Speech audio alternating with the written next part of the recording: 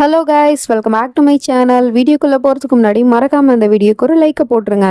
நம்ம பாட்டி எப்படியாவது அந்த சைக்கோ பயலை பற்றி தெரிஞ்சுக்கணும் அப்படிங்கிறதுக்காக அவனோட கபோர்டு ஃபுல்லாக செக் பண்ணிக்கிட்டு இருக்கு. ஏதாவது ஒரு ஆதாரம் கிடைக்காதா அப்படின்னு சொல்லிட்டு அப்படி செக் பண்ணிட்டு இருக்கும்போது யாரோ ஒரு ஆள் அந்த ரூமுக்கு வர மாதிரி தெரியுது. பார்த்துட்டு பாட்டி பயந்து போயிடுது. அதுக்கப்புறமா தான் தெரியுது வந்தது அந்த வேலைக்கார பொம்பளை தான் அப்படின்னு. நீ இங்கே என்ன பண்ணுற அப்படின்னு சொல்லிட்டு கேட்டால், நான் சும்மா இதை இங்கே வைக்க வந்தேன் அப்படிங்கிற மாதிரி சைகையிலே சொல்லிட்டு இருக்கேன்னா அந்த மாதிரி தான் ஊமையாச்சே. சரி போ அப்படின்னு சொல்லிட்டு பாட்டி அங்கேருந்து வெளியே வந்தது. சரி ஹாலில் போய் ஏதாவது தேடி பார்ப்போம், அங்கே ஏதாவது கிடைக்குமா அப்படின்னு சொல்லிட்டு ஒவ்வொரு ட்ராவாக தேடி பார்த்துட்டு இருக்கு. கரெக்டாக அப்படி தேடிட்டு இருக்கும் போதே அங்கே அந்த வேலைக்கார பொம்பளை வந்துடுறா. அவளை பார்த்ததுமே பயந்து போயிடுது பாட்டி. சரின்னு சொல்லிட்டு அந்த ட்ராவை க்ளோஸ் பண்ணிட்டு அங்கேருந்து போயிடுது. இப்போ என்னதான் பண்றது, எப்படிதான் அந்த விராஜை பத்தி தெரிஞ்சுக்கிறது அப்படின்னு சொல்லிட்டு யோசிக்கும் போது தான் பாட்டிக்கு ஒரு விஷயம் ஞாபகத்துக்கு வருது. அந்த காய்கறி கடைக்காரவன்ட்ட வந்து வாட்ச்மேன் உளறிட்டு இருந்தான்ல, ஸோ அதனால அவனுக்கு தெரிஞ்சிருக்கும். அப்போ அவனை பிடிச்சோம்னா நம்ம விராஜை பத்தி தெரிஞ்சுக்கலாம் அப்படிங்கிற மாதிரி யோசிச்சுட்டு இருக்கு. அதே சமயம் வீட்டில் இந்த பக்கம் பார்த்தா பொண்ணு வந்து தான் மானத்தை கெடுத்துட்டா அப்படின்னு சொல்லிட்டு உடனடியா வந்து மாப்பிள்ளை பார்க்க ஆரம்பிச்சிட்டாங்க போல. மாப்பிள்ளை வீட்டுக்காரவங்களும் வீட்டுக்கு வந்திருக்காங்க.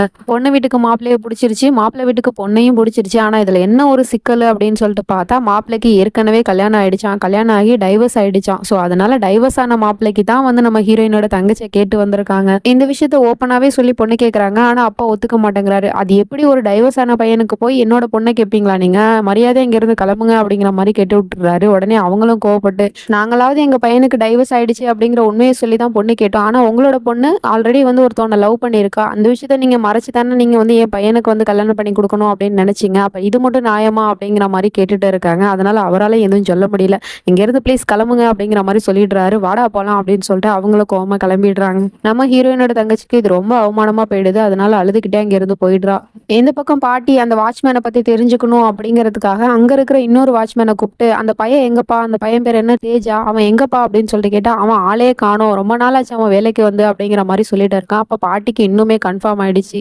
அப்படின்னா அவனோட ஃபோன் நம்பர் இருக்கா, ஃபோன் நம்பர் கூட நான் பேசிக்கிறேன் அப்படின்னு சொன்னா, ஃபோனும் பண்ணி பார்த்துட்டேன் பாட்டி, அந்த பையன் ஃபோன் எடுக்க மாட்டேங்கிறான் அப்படிங்கிற மாதிரி சொல்லிட்டு இருக்கான். அப்படியா, சரி ஓகே, அந்த பையனோட வீட்டில் இருக்கிறவங்க யாராவது நம்பராவது உங்ககிட்ட இருக்கும்ல, அந்த நம்பரை கொடு அப்படின்னு சொல்லிட்டு கேட்டா, அது வந்து பாட்டி அப்படிங்கிற மாதிரி யோசிச்சுட்டு இருக்கான். டக்குன்னு பாட்டி வந்து அவன் கையில இருக்கிற ஃபோனை பிடிக்கிட்டு ஓடி போயிடுது. இந்த பாட்டி என்ன டக்குன்னு ஃபோனை பிடிக்கிட்டு ஓடி போயிடுச்சு, என்ன பண்றது, இந்த பைத்தியக்கார பையன் வேற வந்தா நம்மள ஏதாவது பண்ணிடுவானே அப்படின்னு சொல்லிட்டு வாட்ச்மேன் திருன்னு முழிச்சிட்டு இருக்கான். பாட்டி ரூமுக்கு வந்து ஃபர்ஸ்ட் அந்த வாட்ச்மேனுக்கு ஃபோன் பண்ணி பாக்குது. அவன் எடுக்க மாட்டேங்கிறான். அவனுக்கு என்னாச்சு ஏதாச்சு அப்படிங்கிறது இது வரைக்குமே நமக்கு காட்டல. சரின்னு சொல்லிட்டு அவனோட பொண்டாட்டிக்கே கால் பண்ணுது பாட்டி. பொண்டாட்டி கால் பண்ணதுமே, யாருங்க நீங்க அப்படிங்கிற மாதிரி பதறிக்கிட்டே பேசிட்டு இருக்கு. நான் வந்து விராஜோட வீட்டுல தான் பேசுறேன் அப்படிங்கிற மாதிரி சொன்னதுமே அந்த பொம்பளை இன்னுமே பதறி போயிடுது.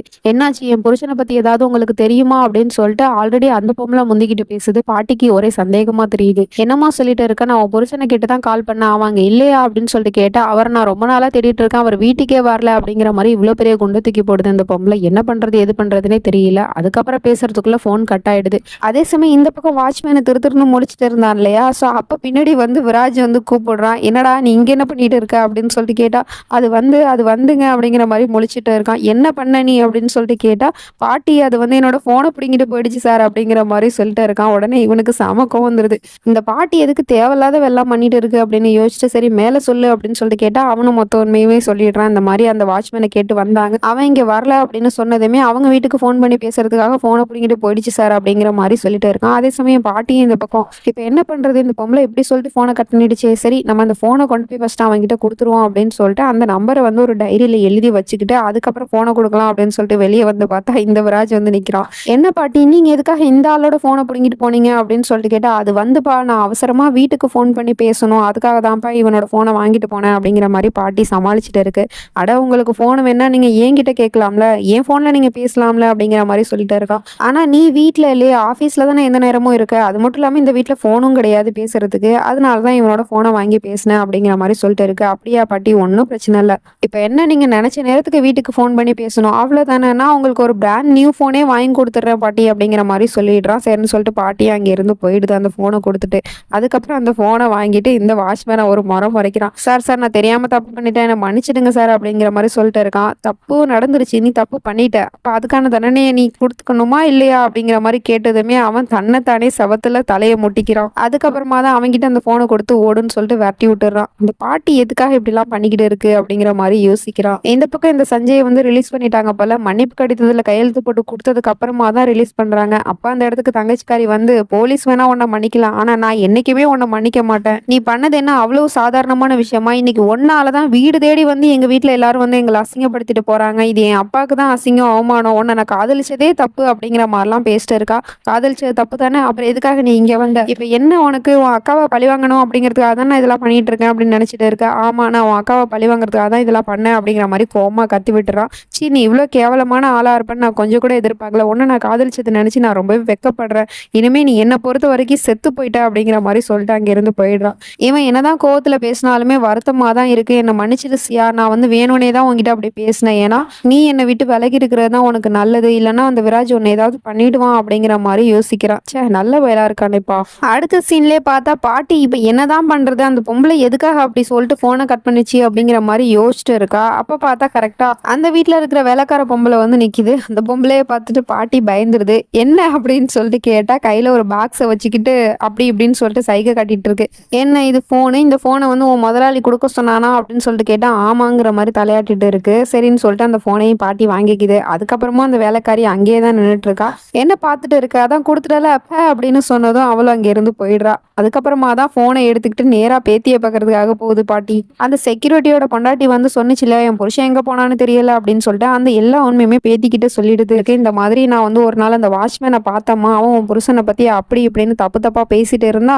இப்ப நான் போய் அந்த வாட்ச்மேனை வந்து எங்கடா அப்படின்னு சொல்லிட்டு இன்னொரு வாட்ச்மேன்ட்ட போய் கேட்டா அவன் வந்து அந்த வாட்ச்மேனே காணோம், அவன் வந்தே பல நாள் ஆகுது அப்படிங்கிற மாதிரி சொல்லிட்டு இருக்கான். சரின்னு சொல்லிட்டு நான் சந்தேகப்பட்டு வீட்டுக்கும் ஃபோன் பண்ணி கேட்டேன். அவனோட பொண்டாட்டியுமே அவன் வீட்டுக்கு வந்து பல நாள் ஆகுது அப்படிங்கிற மாதிரி சொல்லிட்டு இருக்கான். அம்மா, அப்பனா இதுக்கு என்ன அர்த்தம், உன் புருஷன் தான் ஏதோ அவனை பண்ணிட்டான் அப்படிங்கிற மாதிரி ஓப்பனாவே சொல்லிட்டு இருக்கு. இவன் நம்புவாளா நம்ப மாட்டேங்கிறா. ஏன்னா இப்பதான் புருஷன் நல்லவன் அப்படிங்கிற மாதிரி ஒரு மைண்ட் செட்டுக்கு வந்திருக்கா. என்ன பாட்டி சொல்லிட்டு இருக்கீங்க, எதுக்காக தேவையில்லாம அவரை பத்தி இப்படி தப்பு தப்பா பேசுறீங்க அப்படிங்கிற மாதிரி கேட்டுட்டு இருக்கா. எனக்கு தெரியுமா, நீ நம்ப மாட்டேன்னு எனக்கு நல்லாவே தெரியும், இரு நான் உனக்கு ப்ரூவ் பண்ணி காட்டுறேன் அப்படின்னு சொல்லிட்டு திரும்ப அந்த பொம்பளைக்கே கால் பண்ணி, இந்த பாருமா நான் வந்து விராஜோட வீட்ல இருந்து பேசுறேன், செத்தம்பி நான் உனக்கு ஃபோன் பண்ணி பேசினல, அப்ப நீ என்கிட்ட ஒரு உண்மையை சொன்னல, உன் புருஷன் எங்க போனா உண்மையை சொல்லு அப்படின்னு சொல்லிட்டு கேட்டா, நீங்க எந்த உண்மையை பத்தி பேசிட்டு இருக்கீங்க? ஓ, விராஜ் சார் வந்து எங்க குடும்பத்துக்கு நல்லது செஞ்சாரு, அந்த உண்மையை கேட்டுட்டு இருக்கீங்களா? ஆமாம்மா, அந்த விராஜ் சார் ரொம்ப நல்லவர். அவர் வந்து என் புருஷனை வந்து துபாய்க்கு அனுப்பி வச்சுட்டாரு ஒரு வேலை விஷயமா. இப்போ அவர் ஃபாரின்ல தான் இருக்காரு. உங்க வீட்டு ஐயா புண்ணியத்துல நாங்க இப்ப நல்லா இருக்கோம் அப்படிங்கிற மாதிரிலாம் பேசிட்டு இருக்கு. நீ என்னமா பேசிட்டு இருக்க? இதுக்கு முன்னாடி நான் பேசும்போது நீ வேற எல்லாம் சொன்ன, நீ உண்மையை சொல்லு, எதுக்காக நீ இப்ப பொய் சொல்லிட்டு இருக்க அப்படிங்கிற மாதிரி கேட்டுட்டு இருக்கு பாட்டி. அட, என்ன உண்மை பத்தி கேட்டுட்டு இருக்கீங்க, இதுதான் உண்மை அப்படிங்கிற மாதிரி சொல்லிட்டு போனை கட் பண்ணிடுறா. பாட்டிக்கு என்ன சொல்றதுனே தெரியல. ஜான்வியுமே பாட்டியை திட்டிட்டு இருக்கா. எதுக்காக பாட்டி இப்படி தேவையில்லாத வெள்ளம் பண்ணிட்டு இருக்கீங்க, என் புருஷன் மேல ஏதாவது ஒரு பழியை போட்டுட்டே தான் இருப்பீங்களா, சும்மா இருங்க பாட்டி அப்படிங்கிற மாதிரி சொல்லிட்டு அங்க இருந்து போயிடுறா. இது எல்லாத்தையுமே இவன் வந்து கேமரால ஆபீஸ்ல உட்காந்து வாட்ச் பண்ணிட்டு தான் உட்காந்துருக்கான். நாட்டி பாட்டி, நீ இந்த மாதிரி ஏதாவது ஒரு வேலை பண்ணுவ அப்படின்னு எனக்கு நல்லாவே தெரியும், அதனால தான் நான் முன்னேற்பாடு பண்ணிட்டேன் அப்படிங்கிற மாதிரி சொல்லிட்டு இருக்கான். எதை சொல்றான் அப்படின்னு சொல்லிட்டு பார்த்தா இந்த பக்கம் அந்த பொம்பளை வந்து சொன்னா இல்லையா, பொய் சொல்லிட்டு இருந்தா. அது ஏன் அப்படின்னு பார்த்தா இந்த போலீஸ்காரன் அந்த பொம்பளையோட குழந்தை மேல கண்ணை வச்சு மிரட்டிட்டு இருந்திருக்கான் இவ்வளவு நேரமா. அதனாலதான் அந்த பொம்பளை வந்து வேற வழியே இல்லாம தான் பையனை வந்து காப்பாற்றணும் அப்படிங்கிறதுக்காக வந்து பொய் சொல்லிட்டு இருந்திருக்கு. நான் தான் சொல்லிட்டேன்ல, என் பையனை விட்டுருங்க அப்படின்னு சொன்னா நல்ல வேலை பண்ணியிருக்கேன். ஆனா இந்த வேலை வந்து இதோட முடிய போறது கிடையாது. இனிமே யாரு என்ன வந்து கேட்டாலும் சரி, உன் புருஷன் வந்து துபாய் போயிருக்கான் அப்படின்னு மட்டும்தான் நீ சொல்லணுமே தவிர, அதை தவிர்த்து வேற எதையுமே நீ வாயை திறக்க கூடாது. இந்தா பணம் அப்படின்னு சொல்லிட்டு பணத்தை தூக்கி போட்டு அங்க இருந்து போயிடுறான். அப்படியே அங்க கட் பண்ணா இங்க நம்ம ஹீரோயினோட வீட்டுல இருந்து எல்லாருமே வந்திருக்காங்க. மொத்த குடும்பமே எதுக்காக வந்திருக்காங்க அப்படிங்கிறது ஒண்ணுமே புரியல. எல்லாம் ஒரு நல்ல விஷயமா தான் வந்திருக்கோம் அப்படிங்கிற மாதிரி வேற சொல்லிட்டு இருக்காங்க. பாட்டியுமே கேக்குது, என்னப்பா திடீர்னு இங்க வந்திருக்கே, என்ன விஷயம் அப்படின்னு சொல்லிட்டு கேட்டா, உங்க பேத்திக்கு கல்யாணம் பண்ண போறோமா, அது சம்பந்தமா தான் பேசலாம் அப்படின்னு சொல்லிட்டு வந்தேன் அப்படிங்கிற மாதிரி சொல்லிட்டு இருக்காரு. பாட்டிக்கு ஒண்ணுமே புரியல. என்னது கல்யாணமா, யாரு பையன், எப்ப கல்யாணம் பண்ணி கொடுக்க போறா, என்ன சொல்லிட்டு இருக்க அப்படின்னு சொல்லிட்டு கேட்டா, அப்ப அந்த இடத்துக்கு விராஜ் ஒரு பையனை கூட்டிட்டு வரான். ஆபீஸ்ல வேலை பார்க்குற பையனா, அவனை கூட்டிட்டு வந்து இவர் தான் மாப்பிள்ள, இவர் தான் வந்து சியாக்கு கல்யாணம் பண்ணி கொடுக்க போறோம் அப்படிங்கிற மாதிரிலாம் பேசிட்டு இருக்கான். நம்ம பாட்டிக்கு ஒண்ணுமே புரியல. உடனே பையனை தனியா கூப்பிட்டு, வாப்பா உங்ககிட்ட கொஞ்சம் பேசணும் அப்படின்னு சொல்லிட்டு அழைச்சிட்டு போய் கேட்டுட்டு இருக்கு. என்னப்பா பேசிட்டு இருக்கா, அந்த பையனை பத்தி முன்ன தெரியுமா பின்ன தெரியுமா, நீ பாட்டிக்கே வந்து கல்யாணத்துக்கு ஓகே சொல்லிட்ட அப்படின்னு சொன்னா, அம்மா நான் வேற யாரு சொன்னாலுமே நான் அந்த கல்யாணத்துக்கு ஓகே சொல்லியிருக்க மாட்டோமா, ஆனா அந்த பையனை கூட்டிட்டு வந்தது யாரு, நம்மளோட மாப்பிள்ள, நம்மளோட மாப்பிள்ளை மேல எனக்கு ரொம்ப நம்பிக்கை இருக்குமா. அவர் ஒரு பையன காட்டி இவன் நல்ல பையன் அப்படின்னு சொன்னா நான் கண்ண மூடிட்டு என் பொண்ண கட்டி குடுப்பேன் அப்படிங்கிற மாரிலாம் பேசிட்டு இருக்காரு. ஆனா எப்படிப்பா இதெல்லாம் சரியா வரும்னு நினைக்கிறியா? அப்படின்னு பாட்டி சொல்லிட்டு இருக்கு. ஆனா அதெல்லாம் சரியா வருமா? அப்படிங்கிற மாரியே அவரும் சொல்லிட்டு இருக்காரு. அதுக்கு தோதா அங்க விராஜும் வந்து, "என்ன பாட்டி கல்யாணம் நடக்க போகுது கூடிய சீக்கிரத்துல. கல்யாண வேலைலாம் நீ பார்க்கணுமா இல்லையா? அதனால நீங்க என்ன பண்றீங்கன்னா, சீக்கிரமா கிளம்பி இங்க இருந்து போங்க. ஜாமான்லாம் பேக் பண்ணுங்க. கீதா போங்க." அப்படிங்கிற மாரி சொல்லிட்டு இருக்கான். அப்ப இவ்வளதும் பண்ணது வந்து பாட்டிய இங்கேருந்து பேக்கப் பண்ணி அனுப்பி விடுறதுக்காக தான் போல. பாட்டியுமே என்ன பண்றது, ஏது பண்றதுன்னு தெரியாம முழிச்சுட்டு இருக்கு. இதுக்கப்புறம் என்ன நடக்க போகுது அப்படிங்கிறதெல்லாம் நம்ம வெயிட் பண்ணி தான் பார்க்கணும். நெக்ஸ்ட் என்ன நடந்துச்சு நம்ம அடுத்த பார்ட்ல பார்த்து தெரிஞ்சுப்போம். அதுவரைக்கும் பாய் ஃபிரெண்ட்ஸ்.